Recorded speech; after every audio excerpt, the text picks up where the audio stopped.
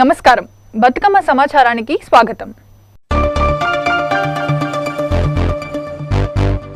సిద్దిపేట జిల్లా హుజురాబాద్ నియోజకవర్గానికి వెళ్తున్న మాజీ మంత్రి బీజేపీ నేత ఈటెల రాజేందర్ కు ప్రజ్ఞాపూర్ సిద్దిపేట రహదారిలో ఘనస్వాగతం లభించింది. బీజేపీ నాయకులు కార్యకర్తలు ఈటెలకు గ్రాండ్ వెల్కమ్ చెప్పారు. ఈ సందర్భంగా ఈటెల మాట్లాడుతూ 2023 అసెంబ్లీ ఎన్నికల్లో రాష్ట్రంలో బీజేపీని గెలిపించడమే ధ్యేయంగా పనిచేస్తానన్నారు. తెలంగాణలోని గ్రామాన వాడవాడలా బీజేపీ బలోపేతానికి నా వంతు కృషి చేస్తా, కార్యకర్తలు నాయకులకు అందుబాటులో ఉండి సేవ చేస్తా. గజ్వెల్లో ఆనాడు నేను ఉద్యమంలో చేరా.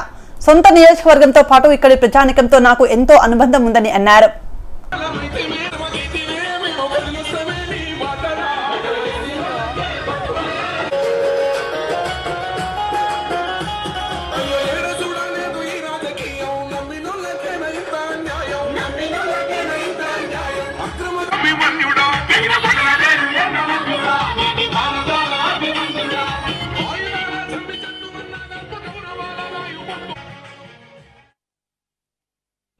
హుజురాబాద్లో ఎగిరే జెండా, హుజురాబాద్లో రేపు గెలిచేటువంటి పార్టీ భారతీయ జనతా పార్టీ.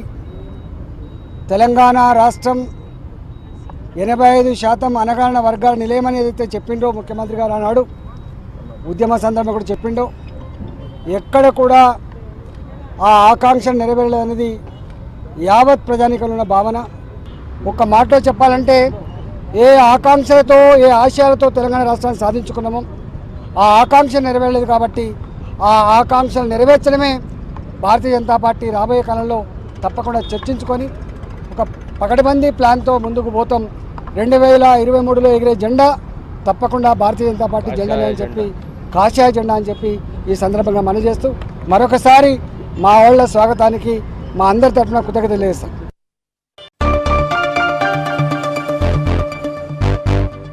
కరీంనగర్ జిల్లాలో 14వ డివిజన్లో సీసీ రోడ్ డ్రైనేజీ పనులకు భూమి పూజ చేసిన బీసీ సంక్షేమ శాఖ మంత్రి గంగుల కమలాకర్, నగర మేయర్ యాదగిరి సునీల్ రావు, నగరపాలక సంస్థ commissioner Kranthi, Valluru division corporator Dindigala Mahesh మరియు డివిజన్ వాసులు పాల్గొన్నారు.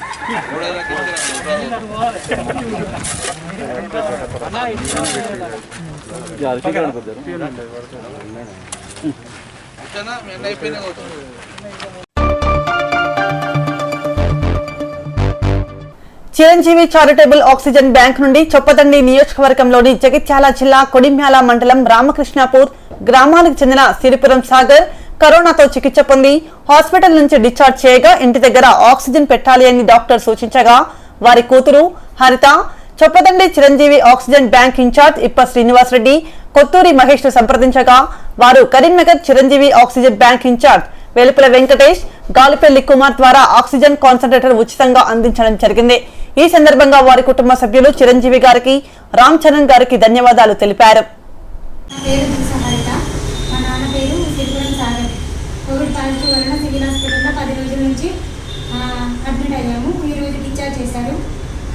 ఆక్సిజన్ ప్రాబ్లం ఉండడం వలన ఎక్కడ ఎక్కినా ఆక్సిజన్ దొరకలేదు.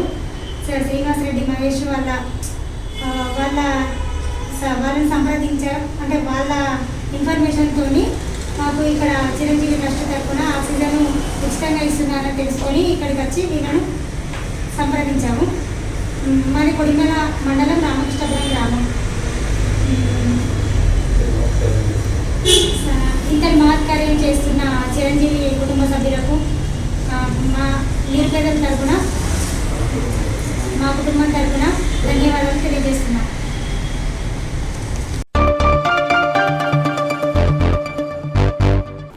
పెద్దపల్లి జిల్లా కేంద్రంలో రోడ్డు ప్రమాదం జరిగింది. కమాన్పూర్ చౌరస్తా దగ్గర స్కూటీని లారీ ఢీకొట్టింది. ఈ ప్రమాదంలో కమాన్పూర్లో ఏఎస్ఐగా పనిచేస్తున్న భాగ్యలక్ష్మి అక్కడికక్కడే మృతి చెందింది. భాగ్యలక్ష్మి తన కూతురుతో కలిసి యాక్టివాపై వెళ్తుండగా వెనక నుంచి వచ్చిన లారీ బలంగా ఢీకొట్టినట్లు స్థానికులు తెలిపారు. కూతురు బండి నడుపుతుండగా భాగ్యలక్ష్మి వెనక సీట్లో కూర్చుంది. వీరు కింద పడగానే భాగ్యలక్ష్మి పైనుంచి లారీ వెళ్లడంతో డెడ్ బాడీ నుజ్జునుజ్జైంది. ప్రమాదంలో ఆమె కూతురుకు తీవ్ర గాయాలయ్యాయి. వెంటనే స్థానికులు ఆమెను ఆసుపత్రికి తరలించారు. కాగా ప్రమాదం జరిగిన వెంటనే లారీ డ్రైవర్ పరారయ్యాడు. ఘటనా స్థలానికి చేరుకున్న Peddapalli CI Pradeep Kumar, SI Rajesh case నమోదు చేసి దర్యాప్తు చేస్తున్నారు. పోస్టుమార్టం నిమిత్తం మృతదేహాన్ని పెద్దపల్లి ప్రభుత్వ ఆసుపత్రికి తరలించారు.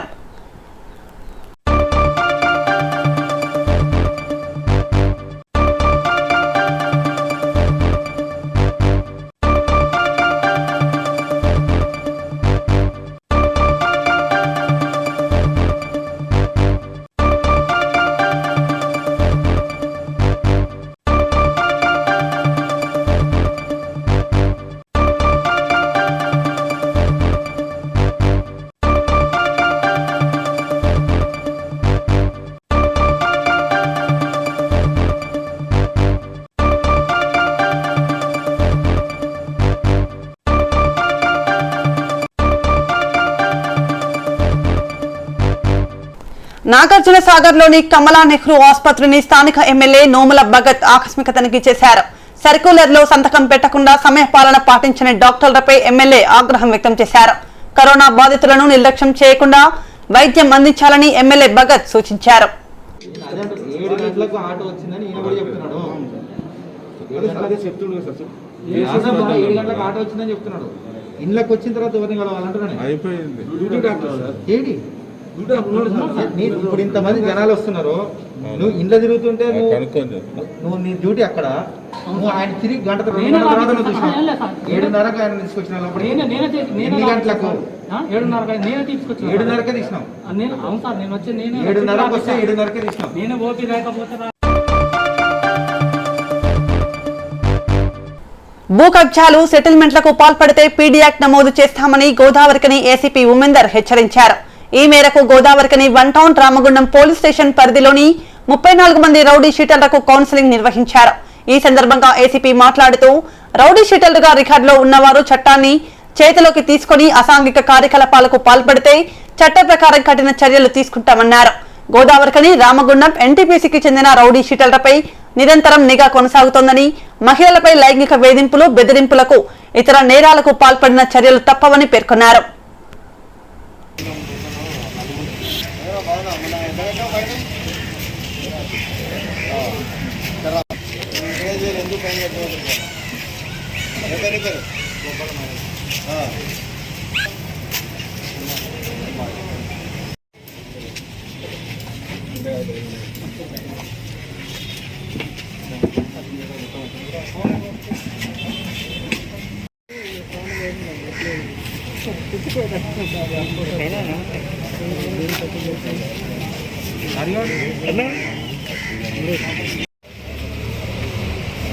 ఈరోజు Godavarikhani 1 town police station and Ramagundam circle police station inspectors Ramesh బాబు,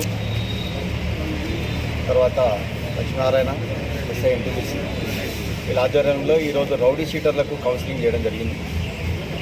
ఈ 4 పోలీస్ స్టేషన్ల పరిధిలో ఉన్న రౌడీ షీటర్లకు పిలిపించి కౌన్సిలింగ్ చేయడం జరిగింది. వీళ్ళందరినీ కూడా ఇంతకుముందుకే బైండ్ ఓవర్ చేసినాము. వీళ్ళని బైండ్ ఓవర్ చేసిన తర్వాత ఎవరైనా ఏ చిన్న పెట్టి కేసులలో కూడా ఇన్వాల్వ్ అయితే వాళ్ళకి ఎంఆర్ఓ ద్వారా పెనాల్టీ వేయించడం, వాళ్ళ సెక్యూరిటీ ఫోర్ఫిట్ చేయించడం, తర్వాత ఇంతకుముందుకున్న కొంతమంది రౌడీ షీటర్లు ఇన్వాల్వ్ అయితే రవివర్మ అనే రౌడీ షీటర్ను పీడీ యాక్ట్లో కూడా పంపించేసినాం. వీళ్ళు ఈ బైండ్ ఓవర్ చేసిన ఆ పీరియడ్లో సత్ప్రవర్తన కలిగి ఉండాలని చెప్పేసి వీళ్ళని చెప్తున్నాము. తర్వాత ఈ కోవిడ్ టైంలో కూడా అన్నెసెసరీ మూవ్మెంట్ చేయొద్దు అని చెప్పేసి కూడా వాళ్ళకి ఇన్స్ట్రక్షన్ ఇవ్వడం జరిగింది.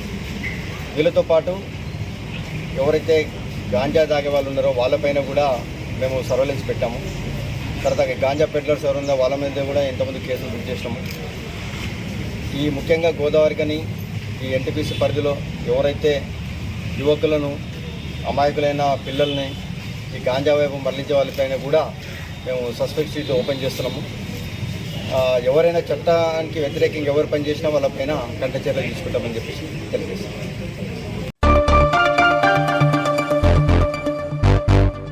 రామారెడ్డి మండలం అన్నారం గ్రామానికి చెందిన ముదిరాజ్ సంఘం ఆధ్వర్యంలో కామారెడ్డి జిల్లా కలెక్టర్ కార్యాలయంలో మత్స్యశాఖ అధికారికి ఆర్డీఏ చట్టం కింద ప్రకారం అన్నారం గ్రామం కింద ఎన్ని సొసైటీలు మరియు సభ్యత్వాలు నమోదై ఉన్నాయో వారి వివరాలు కావాలని ఏడీఈని కోరడం జరిగింది. అందుకు వారు స్పందించి తక్షణమే సమాచారం అందిస్తానని హామీ ఇవ్వడం జరిగింది. ఇందులో భాగంగా ఇట్టి కార్యక్రమంలో తెలంగాణ రాష్ట్ర ప్లానింగ్ కమిటీ చైర్మన్ కుక్కల రాజు, ముదిరాజ్ మరియు సున్నపు రమేష్ తదితరులు పాల్గొన్నారు. మాది గ్రామం అన్నారం అండి, మండలం రామారెడ్డి, డిస్టిక్ వచ్చేసి కామారెడ్డి. అది మేము ముత్తరాజ్ కులానికి చెందిన వాళ్ళం. మా కామారెడ్డి అయిన కలెక్టర్ ఆఫీస్ మత్స్యశాఖ కార్యాలయంలోకి వెళ్ళి సమాచారం చట్టం హక్కు కింద మేము ముత్తరాజులమైన మేము సమాచారం అటు దానికోసం వెళ్ళి మేము అధికారి గారికి మేము రిసీవ్ కాపీ కంప్లైంట్ ఇచ్చాము.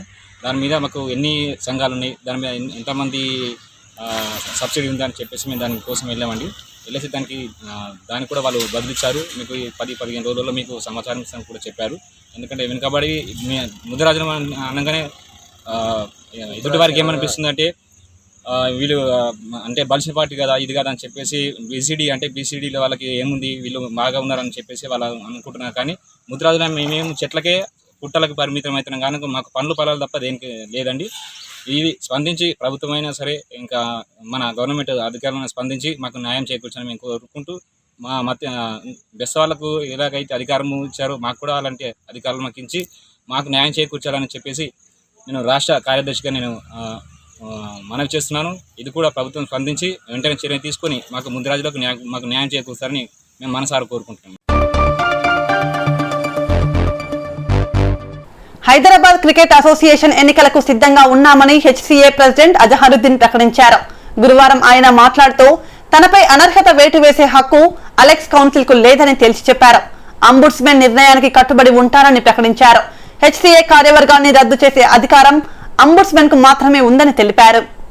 Cricket club against these budding stars and the association, which I think the secretary has colluded, which is already clearly written in the judgment. If you want me to really read the judgment also, I can read the last 4 the opinions of the High Court, which says, because I want to reiterate, because you must all know, because since you are here, I just want to reiterate.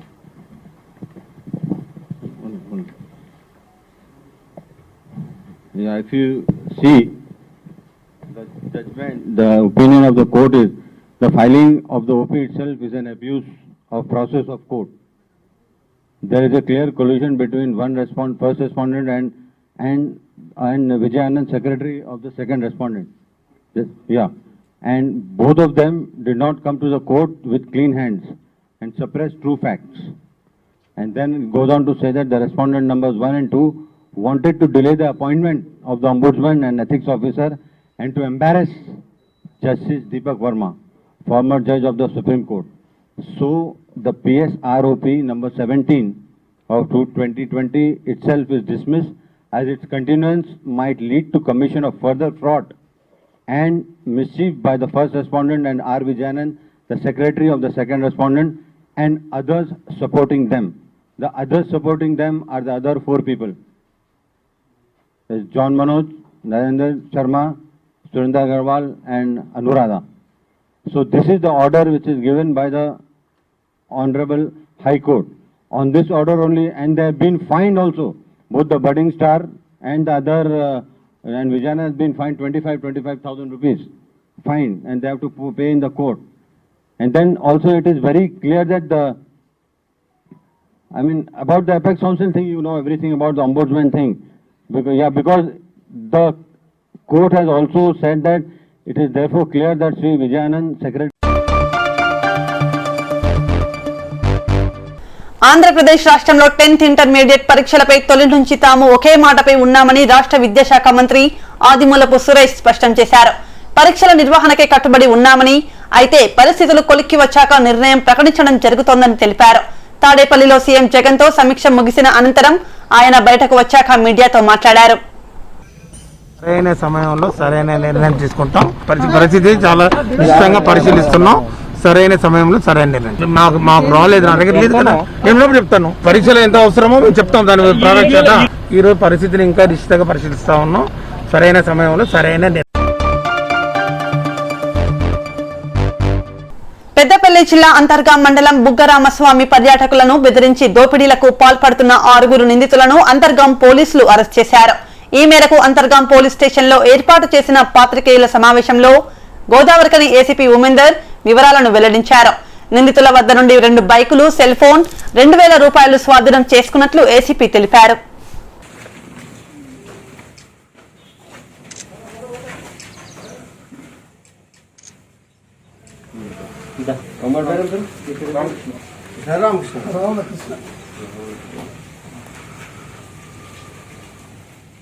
రోజు evening compulsory patrolling చేసి ఆనే ఉంటున్నారు. Daily 2 hours ఆనే ఉంటున్నారు.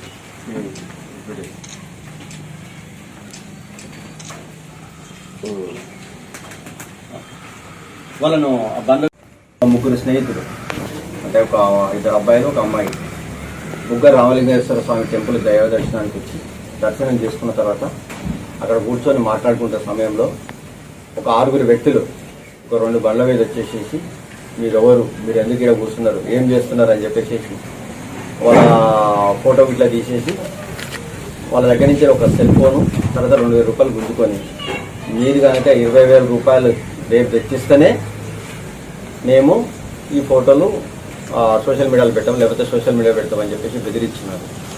దానికి సంబంధించి మనకు complaint రాగానే ఇమీడియట్ కేసు రిజిస్టర్ చేసినాం. తర్వాత అది ఎవరు చేశారని చెప్పేసి మనం చుట్టుపక్కల ఇన్ఫర్మేషన్ వాళ్ళు ఇచ్చిన బండి నెంబర్ల ద్వారా ఇవాళ మార్నింగ్ నాగలమ్మ గుడి దగ్గర అనుమానాస్పదంగా ఉంటే వాళ్ళని 6 పట్టుకున్నాము. ఇందులో 5 మేజర్లు, ఒకతను మాత్రం మైనర్ బాలుడు. ఈరోజు వీళ్ళందరినీ రిమాండ్ చేస్తున్నాము. తర్వాత ఈ 5 ఎవరైతే మేజర్లు ఉన్నారో ఈ 5 మీద కూడా సస్పెక్ట్ షీట్స్ ఓపెన్ చేస్తున్నాము. ఈ కేసును డిటెక్ట్ చేయడంలో తర్వాత ఎస్ఎస్ శ్రీధరు, తర్వాత PSA Mahesh, constable Ravi, home guard రామకృష్ణను వాళ్ళకు రివార్డు ఇచ్చి అభినందిస్తున్నాం. తర్వాత ఇంకొకటి ఏంటంటే ఈ బుగ్గ రామలింగేశ్వర స్వామి టెంపుల్ దగ్గర ఏదైనా అనుమానంగా ఎవరు కనిపించినా కానీ 100 డయల్ చేయాలని చెప్పేసి చెప్తున్నాము. ఎందుకంటే ఎవరైనా అనుమానం ఉంటే మనం కూడా అక్కడ రెగ్యులర్ చెకింగ్ పెట్టాము, ఒక ఈ పాయింట్ బుక్ కూడా పెట్టాము. మాకు అనుమానంగా ఉన్నారు అంటే అక్కడ ఎవరు మద్యం తాగినా అనుమానంగా ఉన్నా మాకు తెలియజేయాలని చెప్పేసి ప్రజలను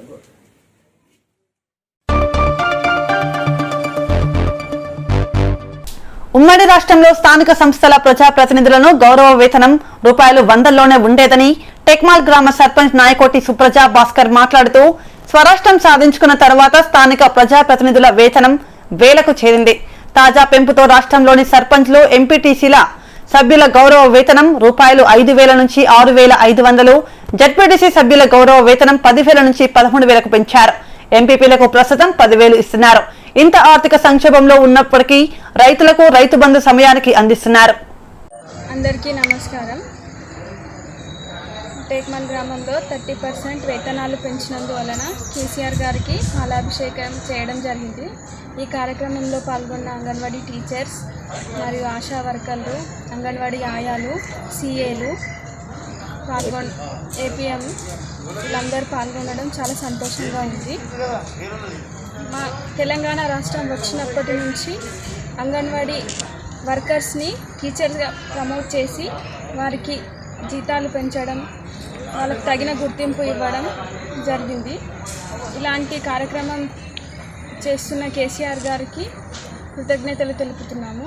అలాగే మా సర్పంచులకి, ఎంపీటీసీలకి, జడ్పీటీసీలకి అందరికీ వేతనాలు పెంచడం చాలా సంతోషంగా ఉంది. మరియు ఈ వర్షాకాలం రావడం వల్ల రైతులకు ఇబ్బంది కలగకుండా రైతు బీమా వంటి పథకాలను ప్రవేశపెట్టి వారికి కూడా తగిన సమయంలో సహాయ సహాయపడుతున్న కేసీఆర్ గారికి ఎప్పటికీ రుణపడి ఉంటామని ముగిస్తున్నాను. నిరుపేదలకు సరైన వైద్య సదుపాయాలు అందించాలన్న లక్ష్యంతో పాలన సాగిస్తున్నామని రామగుండం ఎమ్మెల్యే కోరికంది చందర్ అన్నారు. నిత్యం పేషెంట్లకు అందుబాటులో నేనున్నానంటూ భరోసాగా ఎమ్మెల్యే నిలుస్తున్నారు.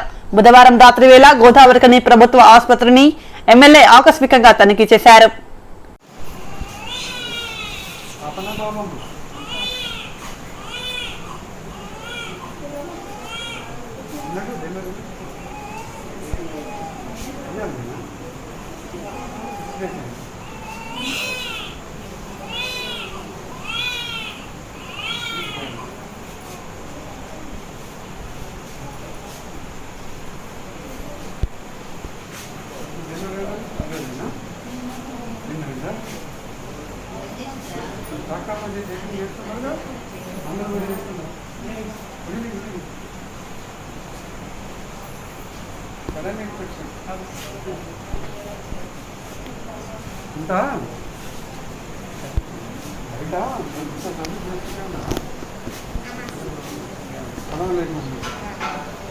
ఎప్పుడైనా మా డెలివరీ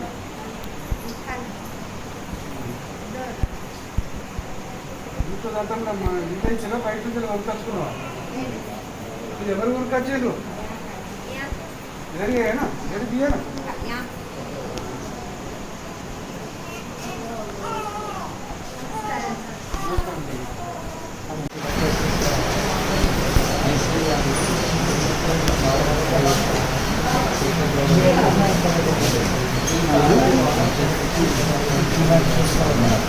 సపోజ్ సరౌండింగ్ ఏరియాలో ఉన్న పేషెంట్స్ కూడా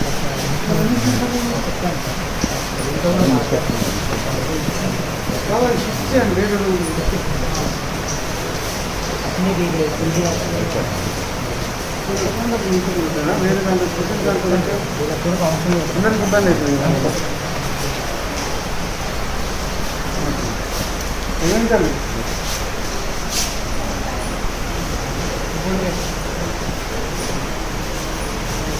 బాగా నడుస్తున్నాయి.